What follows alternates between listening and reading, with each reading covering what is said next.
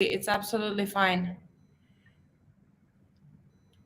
Great. So, we're live now?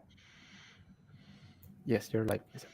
Perfect. Thank you, Matt. So, it's still the very, very, very uncomfortable beginning of any webinar that we've run for the past 3-4 years. So, good morning, good afternoon, depending on your time zone. Many of you we have already met through our series of webinars and through our series of events.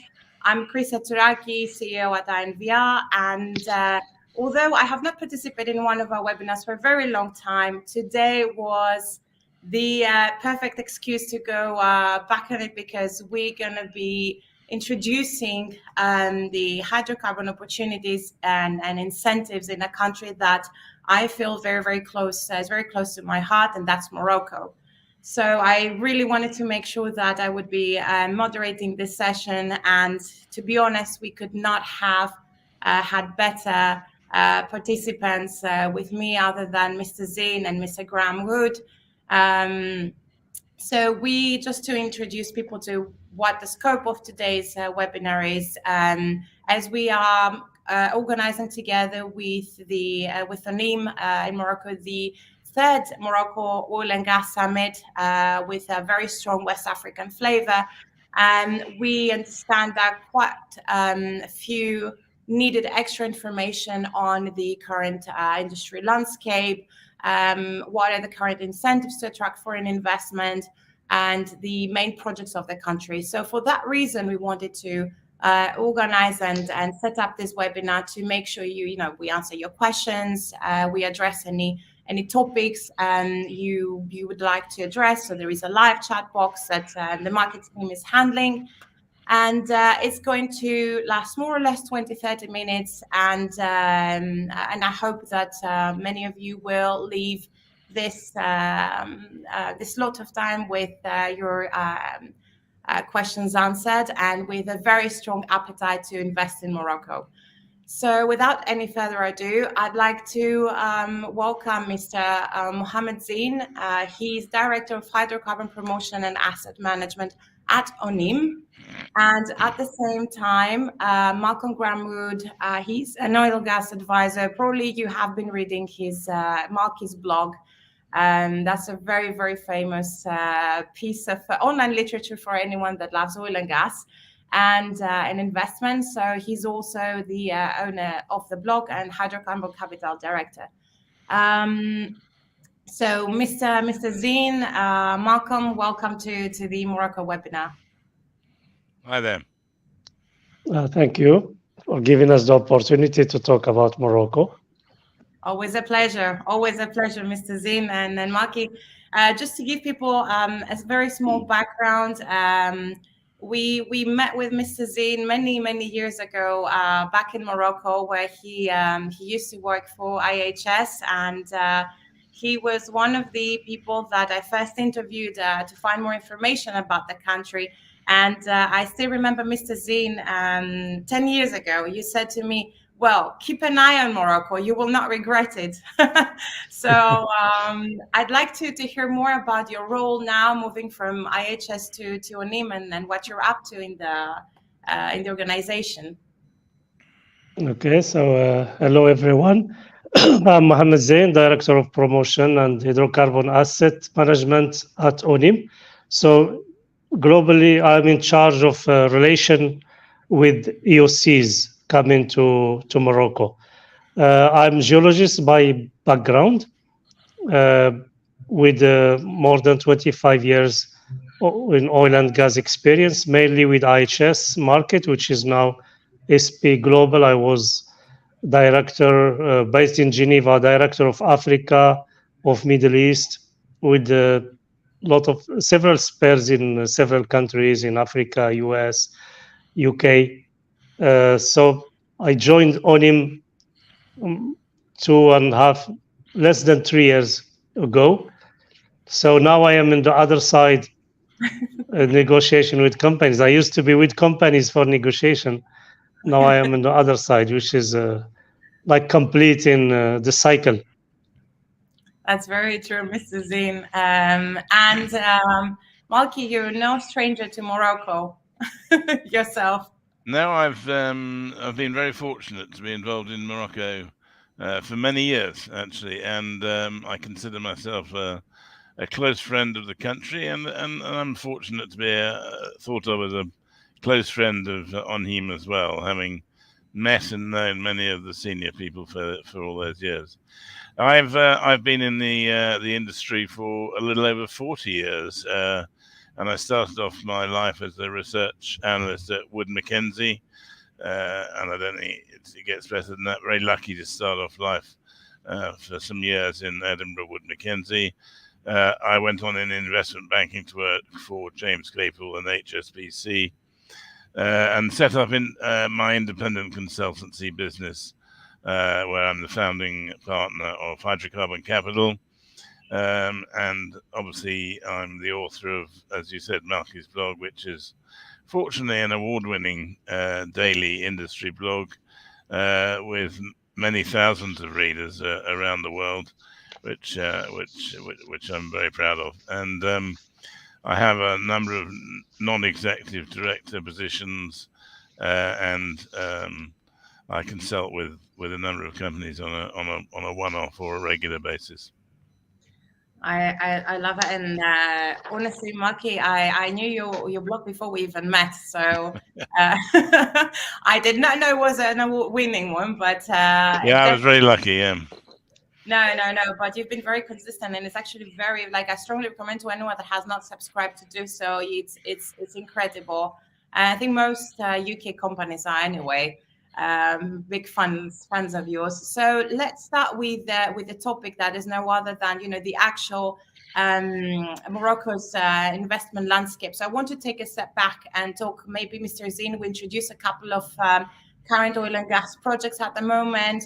What would someone that has very little knowledge of Morocco, what should they know before they even look into the country?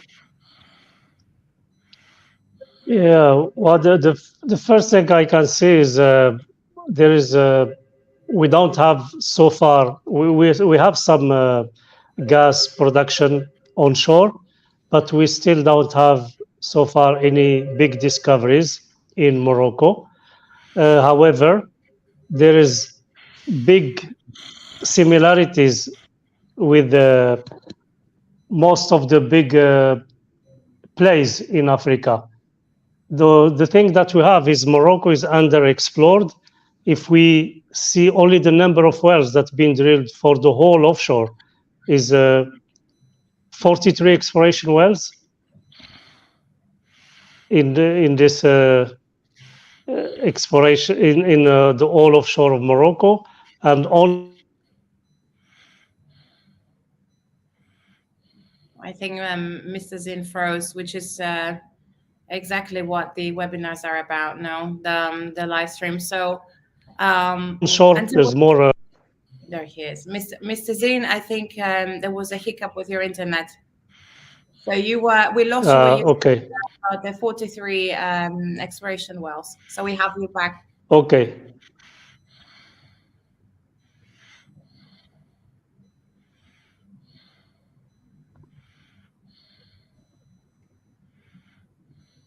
I think that's the connection. Very little compared to most of the countries. So that's if we look to Morocco, we can see that it's the continuity of the Algerian Triassic province and the Saharan Hercynian platform which is extended in eastern Morocco.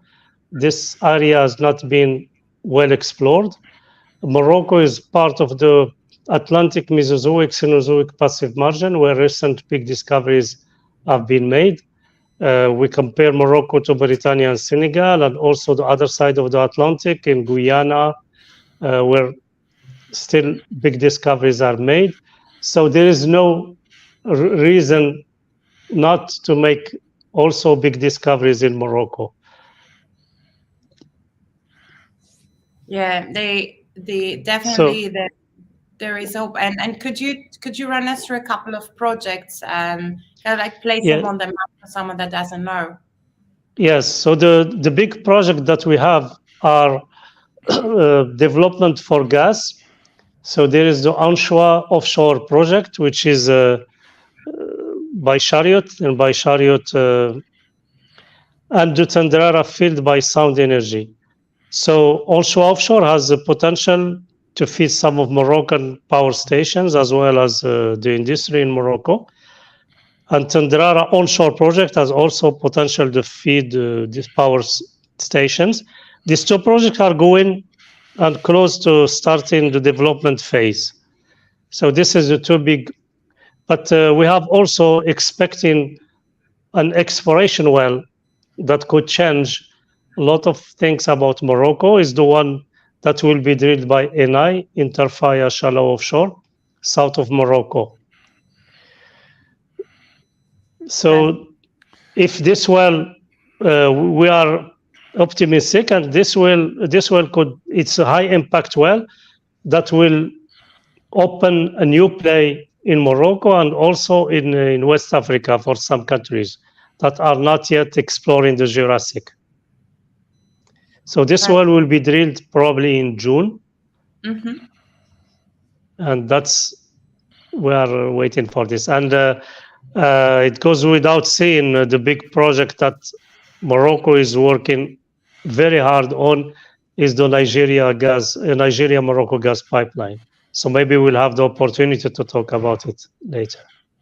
Exactly, Mr. Zine. I think it's such a big project that I think it even deserves an episode on the pipeline. To be honest, it's phenomenal. And if you allow me, Marky, to ask one more question, Mr. Zine, I'd like to also, maybe there are a couple of listeners or viewers that are not aware of ONIM's role. So if you could give us in like under 1 minute how ONIM is taking up the promotion of the assets, how you work with your partners, and what makes Morocco attractive. Because I personally think, and I hear from companies that it's it's a big pleasure to be working with ONIM, and it's always like a very easy partnership, and I think that that would be a good point as well to get more acquainted with your strategy. Okay, first we have one of the best fiscal terms in the world that make Morocco attractive. So that's the rating by several bodies rating the legislations, petroleum code in countries, put Morocco always in the third place, as IHS put it first. We have the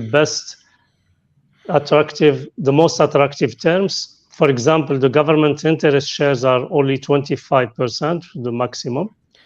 The corporate tax, we have exemption for 10 years period, no surtax, withholding tax on profit, exempted. So no restriction to capital for non-residents, free repartition and profit and capital of non-residents. So there is very good terms and very attractive that bring companies to us. And ONIM's role is also, we have to do promotion, of course, so try to attract as much companies as we can, but doing this, we have also to de-risk the geology, because so far we don't have any big discoveries. So our role is de-risking, either working with partners, with AOCs, or by ONIM's own resources. De-risking means doing more seismic, more geology work, because as you know, the oil industry changed, and companies are now no more looking for pure exploration where you start a virgin area, wait for 5 years before doing any drilling. So we want to help them doing either with doing some multi-clients, or doing by our resources at ONIM, geology work or seismic work to bring companies to have already the prospects ready for drilling. This is one of the idea that we are working on, but we still rely on our partners, AOCs, and that's why we are trying to do more promotion and trying to bring these companies to the country. And we believe that we have very huge untapped potential because we don't have enough exploration in Morocco. And there is no reason no big discoveries could be made in Morocco, like recently in Namibia and South Africa or in Guyana. I agree, and I remember very recently we sat together during the conjugate margins conference. I was very technical, and I remember someone stood up and said, "Well, actually, that means that it's a safe bet to enter Morocco." According to geologists, because I was like, okay, what does that mean? Because I'm not a geologist in background, and everybody got very enthusiastic. So I would like to hear Marky's thoughts on that, and then pass the mic to Malcolm. So what are your thoughts on the current landscape and the opportunities available before we talk about the gas development, maybe then the pipeline and Morocco's role? What's your opinion? Yeah, I mean, a lot of the things that I talk about obviously are exactly what Mrs. Zine has just been talking about. We believe that Morocco has first class, if not unbeatable, exploitation concessions available. They are of a very decent length, 25 years and extendable again, as he says, with on him backing into only 25%. It is the best, pretty much one of the best, in my view, fiscal policies in the world, with all the pluses that he also mentioned, the tax holiday, and with no tax or profits on early production, we hope, and obviously withholding tax and so on. One of the things I find of interest is the fact that local banks are helping some of the UK and international companies in raising the money. And I was only writing this morning and yesterday actually, about the work that Sound are doing with the raising of their debt with a local bank. That's also very good. And in terms of what you asked, the developments that we're seeing, albeit coming on stream quite slowly, we are seeing Tendrara, which will be, I think, quite soon. And we're looking also at the serious player, which is Anchois, which is again, Mr. Zine mentioned, which is the Chariot gas development, slightly offshore. Now, shall we wait while Mr. Zine reappears? Yeah, I know. Well, people don't know, but he had a couple of technical difficulties, but sorted out. And Maki, so would you be eager to share your client's journey in Morocco? So how are they finding it? Yes, I mean I'm advising several companies in country at the moment. They are, as I said, they move across from some of them at the exploration stage. The development's coming through. It's easy to note, as I said. I noticed what Sound are doing, getting very close to FID by the sounds of it. And they like the fact that with when they make discoveries, as they're beginning to, and as Mr. Zine said, it's taking a little while with fewer exploration wells than might have been expected. But I like the way that the way that the royalty works. It's offsettable against almost everything: the royalty, the training, the exploration, and so on. which makes Morocco a high quality, what I would call, robust area. The local economy is good. It's politically conservative. It's a low risk place to go. Certainly a good deal lower risk than the UK is with all their fiscal movement in the marketplace there. As I've said, the contractual regime is good. Gas economics in Morocco are, I would say, as good as it gets anywhere. This is why, I encourage people to come into Morocco, or I'm very happy to work with companies that wanted to take a good look at Morocco, because the gas economics are excellent in comparison with anything else. They can partner up in country if they want to, or they know that they've got other partners. But as I think we're going to come to later in the discussion, there is nothing better than the ability to, once you take away the government giving you the assistance of coming into the country, is finding serious demand within country, and in Morocco's case, through pipeline at the moment through the north into southern Europe, where not only is the demand for serious quantity of gas, but also at a very, very reasonable price. It's good, and I really like the fact that you're going into the Europe conversation. Welcome back, Mr. Zine. So Morocco's role in supplying Europe with gas is vital. There is no question about it. And I think it's one of the the country closest to Europe, closest to Portugal and Spain, that are like big hubs. How do you envision, Mr. Zine, Morocco's role in providing European countries with gas, especially in critical time right now? Mrs. Zine, can you hear us? No, I'm not really sure. So, can you hear us, Mr. Zine?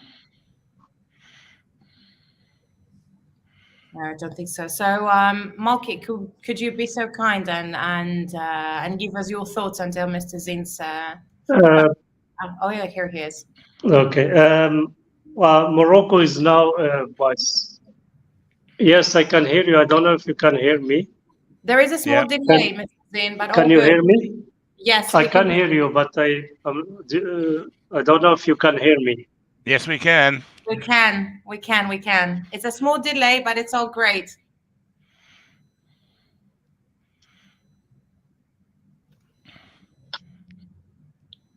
Keep talking.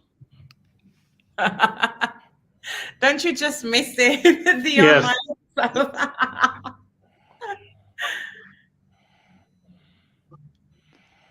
We can hear you. Loud and clear. It's all okay. Great. Okay. So, as you know, Morocco is connected to Europe gas network through Spain and Portugal.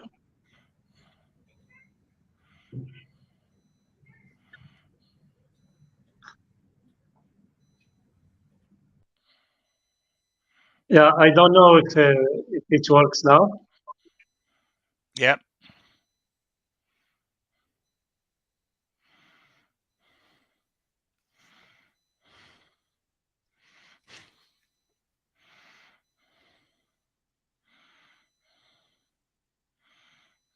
So that gives Europe another option for import and export of gas,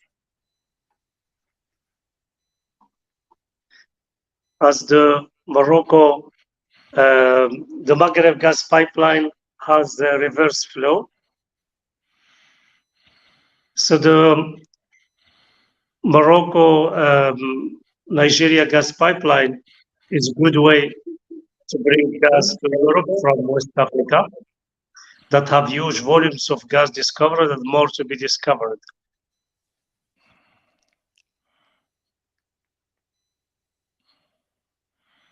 Morocco has also plans for FLNG to cover the country needs of gas.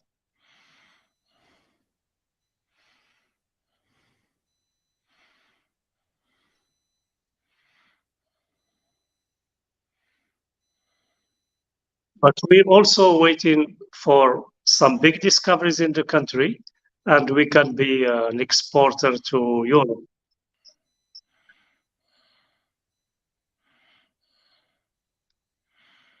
And it keeps the gas price up.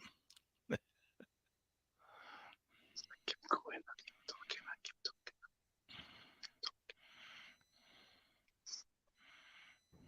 Exactly. There you go. So I wanted to hear more about the economics, Malcolm.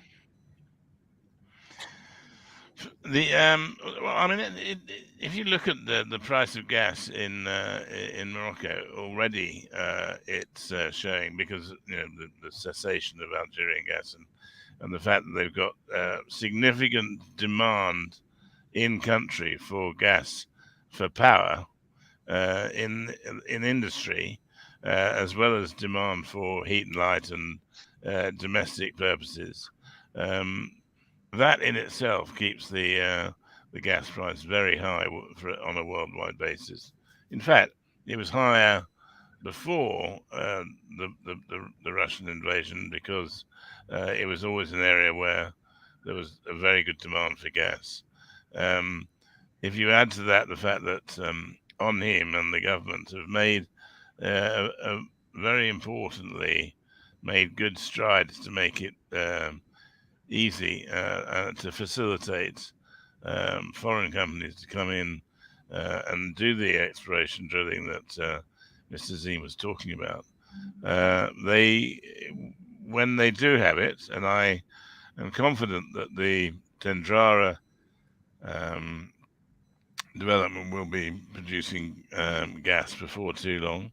I'm equally, if not more, confident that Chariot will be bringing ashore gas from Anchois in pretty substantial numbers. I mean, we're talking about 100 million scuffs a day or more, of which the local demand will take a bit. They could probably take quite a lot, but it would probably be quite sensible, and I'm sure on him will do such thing, is that they will put some of it through the pipeline for export.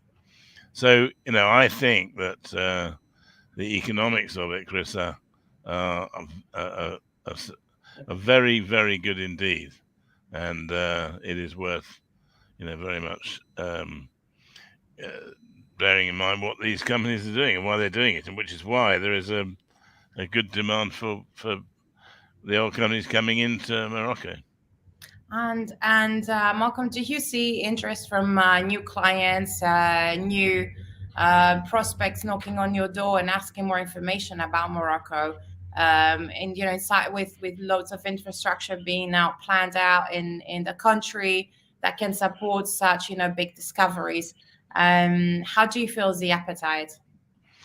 I think it's good. I was talking to a company earlier this week. I'm traveling to Scotland first thing tomorrow for discussions with a number of companies there. But in terms of what there might be, they see the significant local demand as being something which encourages them to do drilling. And I noticed that that even though he's found it quite difficult on a technical basis, Mr. Griffiths at Predator is still working very hard on his acreage as well. Yeah. No, it's very, very interesting, because we've also seen I would say unconventional companies, not in terms of oil and gas, but in terms of interest, looking into Morocco as their new opportunity. And of course, it's like for the plethora reasons, but I think it also has to do, with the current European Ukraine crisis. Mr. Zine, I don't know if the delay is big. If you want to comment on that, I see you almost raising a hand. I want to see how bad the delay is as well. Let's test it out.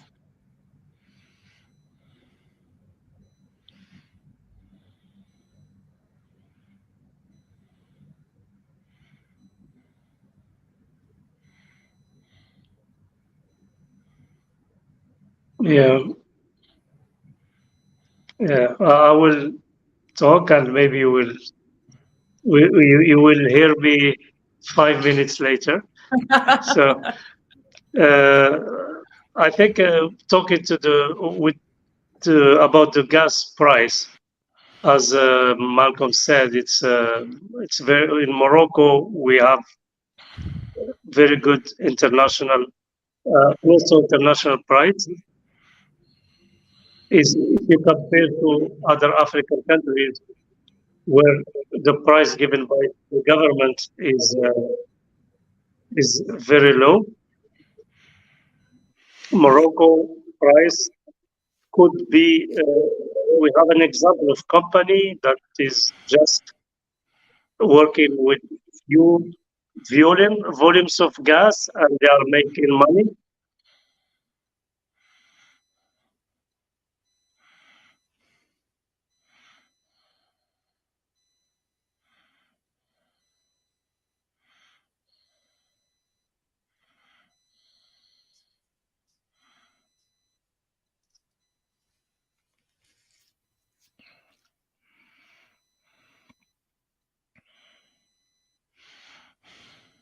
We have 10 seconds delay, as you should actually. There is another thing in Morocco that's interesting for companies is Morocco is well developed uh, when it comes to renewables. Morocco is one of the leading countries in Africa, and some companies that see in Morocco is if they want to if they want to if they want to reduce their imprint from CO2 pollution, they can use some projects in Morocco to reduce their fingerprint. Exactly. No, I think it's not the scope of today's chat, but we cannot ignore the country's fantastic. It's prolific what's currently happening, the renewable potential of Morocco, as well. And as you said, there are many oil and gas companies or energy companies, if I might say that, are looking to a more fully scope portfolio of projects in the country. For example, we see this with Chariot as well, right, Malcolm? Absolutely, yeah. They've had a great success, and I think there is very substantial upside in that license, Lexus, and the adjacent license as well. And once it starts coming ashore, that gas, and they've now passed the announcement of the feed, they'll be ready to go soon. And as I said, I can see 100 million scuffs a day coming through, if not more, before long. Yeah. And I'd like also to touch upon, if we have a couple of minutes, I think it would be good, Mr. Zine. I know it will come with 10 seconds delay, but it would be good to talk about the infrastructure, because everything that we're discussing is based on that. So maybe we can touch upon the pipeline, the Nigeria-Morocco pipeline, and what the plan is. Maybe introduce us to some of its characteristics and what's that important to the region and to Europe.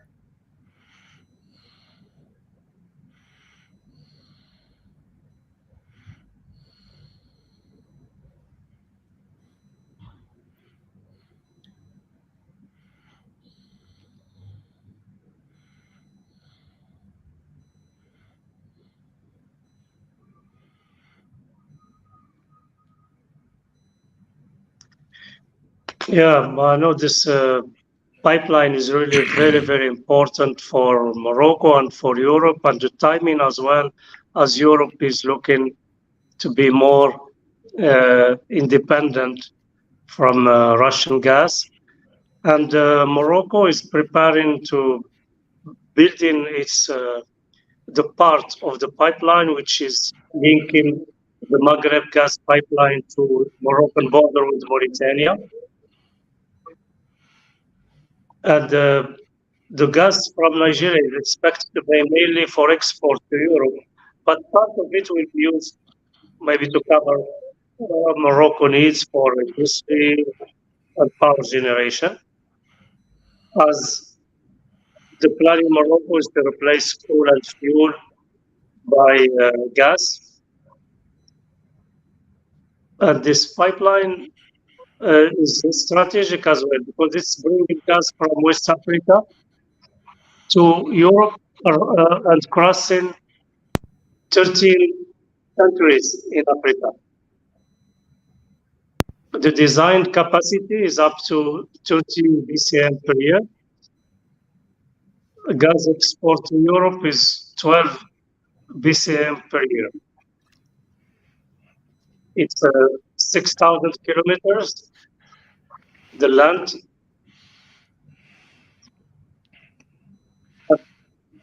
Morocco has signed memorandum of understanding with the ECOWAS countries. It was signed in 15th of September in 2022 in Rabat, and signed as well a memorandum of understanding with Mauritania and Senegal on 15th of October 2022 in Nouakchott.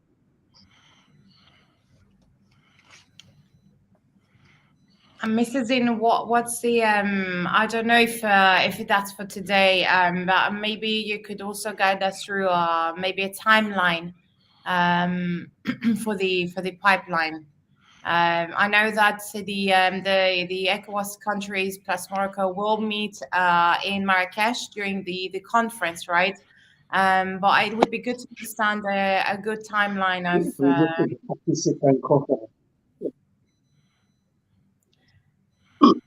I know you're aware of the delay, but it would be good to understand more or less next steps and timeline, if possible.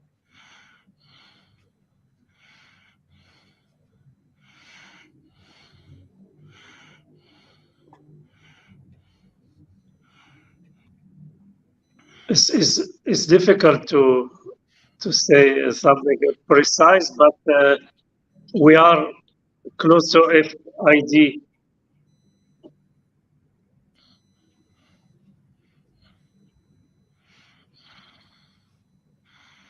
Mm-hmm. Okay. So I think we are slightly running out of time, but I do want to sort of give the microphone, especially because of the delay, to Malky. What would you say? And I'm going from Malky to Malcolm. Sorry. What would you advise Morocco? I know this is unscripted, but it's something that we were discussing. So I think it's really good we see that NIM is a very, very good and consistent partner to any company that's in Morocco.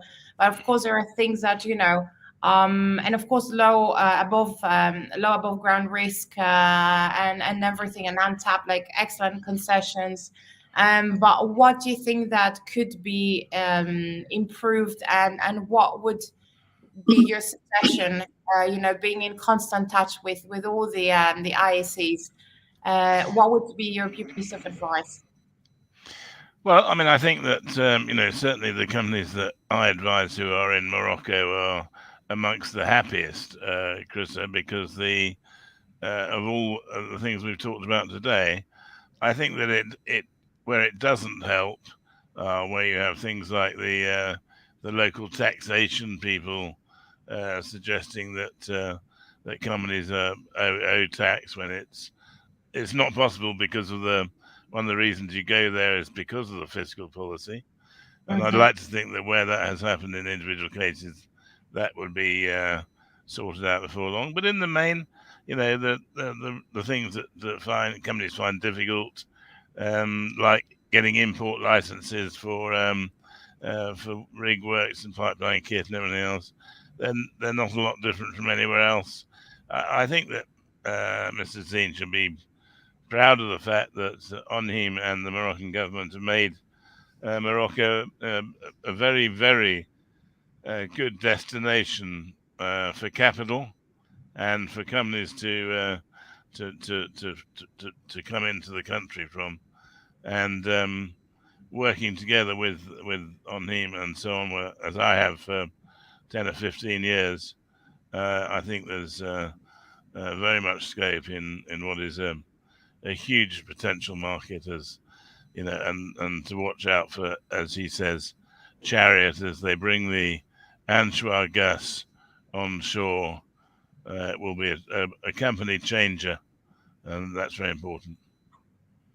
That's very true. Mr. Zine, do you have any comment on Malcolm's perspective? Is there anything that we're missing out? I would also like to see sort of like the your agenda for 23, 24, and understand, you know, if there are any going to be any more incentives, any discussions we're currently having with future partners.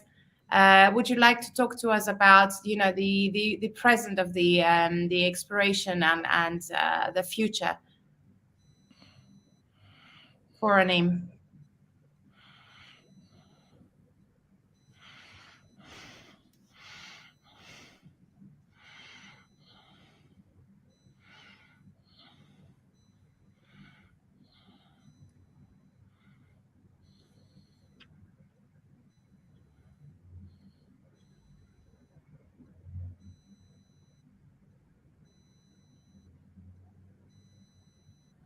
Well, so what really need is a big discovery, more gas and more oil. That's what really we need, because everything is there.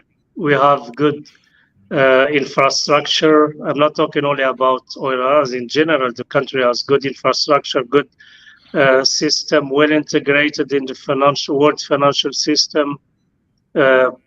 So the only need is to find a big discovery, more gas and more oil.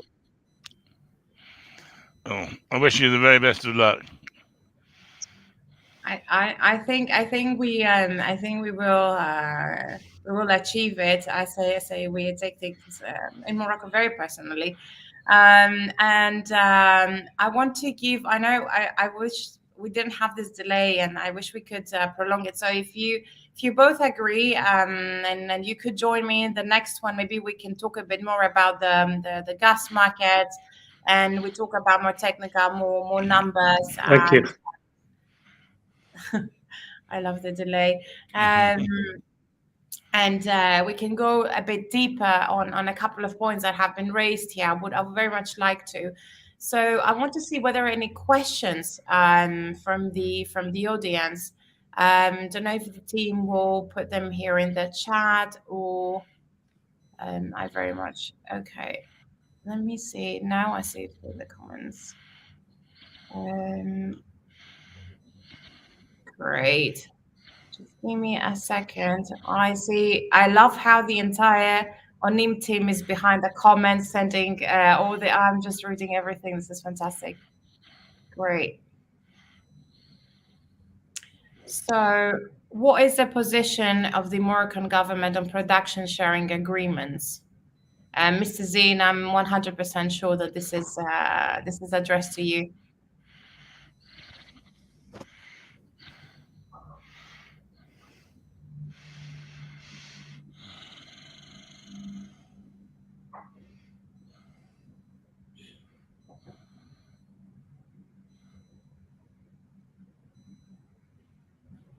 Mr. Zine, the question is also at the bottom of the screen, if you can see it. So I'm sorry, I lost the connection. I can't hear you.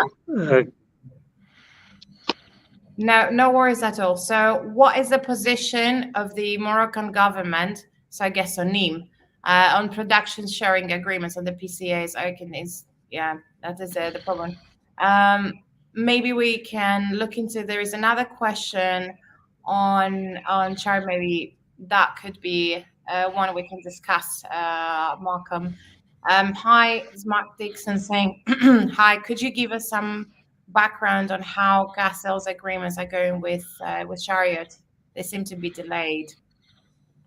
Don't know if it's more of a comment or a question.